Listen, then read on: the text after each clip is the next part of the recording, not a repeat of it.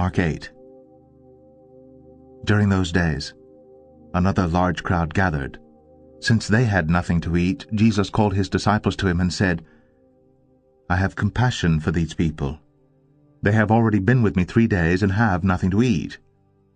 If I send them home hungry, they will collapse on the way because some of them have come a long distance." His disciples answered, "But where in this remote place can anyone get enough bread to feed them?" "How many loaves do you have?" Jesus asked. "7," they replied. He told the crowd to sit down on the ground. When he had taken the 7 loaves and given thanks, he broke them and gave them to his disciples to set before the people, and they did so. They had a few small fish as well. He gave thanks for them also and told the disciples to distribute them. The people ate and were satisfied. Afterward, the disciples picked up 7 basketfuls of broken pieces that were left over. About 4,000 men were present.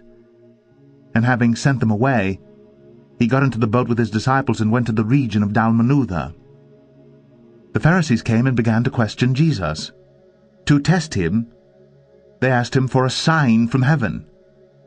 He sighed deeply and said, "Why does this generation ask for a miraculous sign?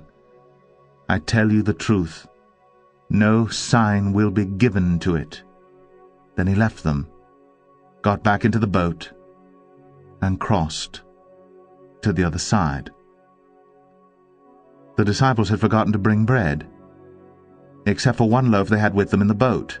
"Be careful," Jesus warned them. "Watch out for the yeast of the Pharisees and that of Herod."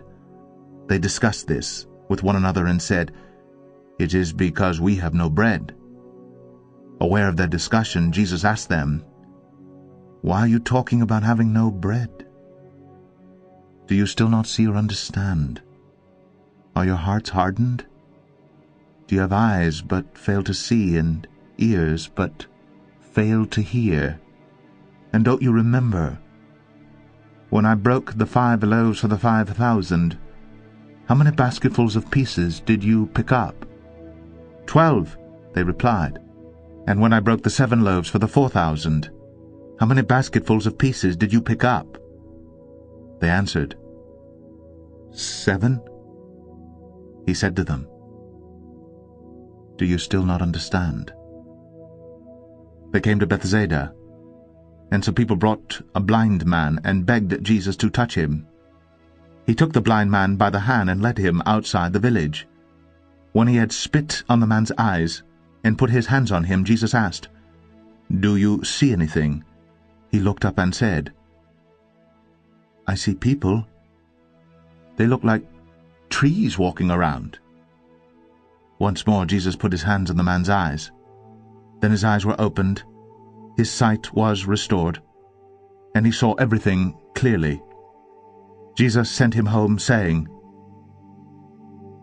"Don't go into the village." Jesus and his disciples went on to the villages around Caesarea Philippi. On the way he asked them, "Who do people say I am?" They replied, "Some say John the Baptist, others say Elijah, and still others, one of the prophets." "But what about you?" he asked. "Who do you say I am?" Peter answered, "You are the Christ."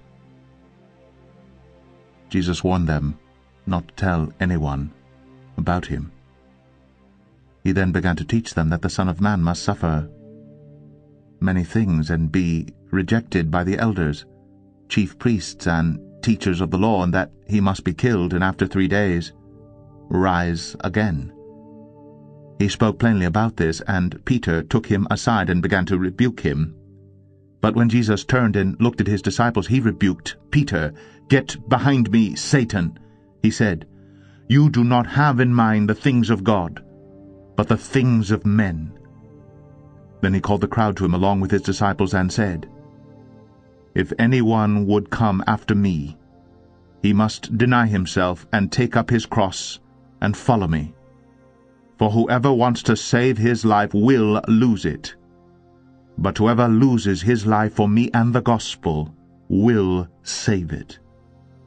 For what good is it for a man to gain the whole world, yet forfeit his soul? Or what can a man give in exchange for his soul?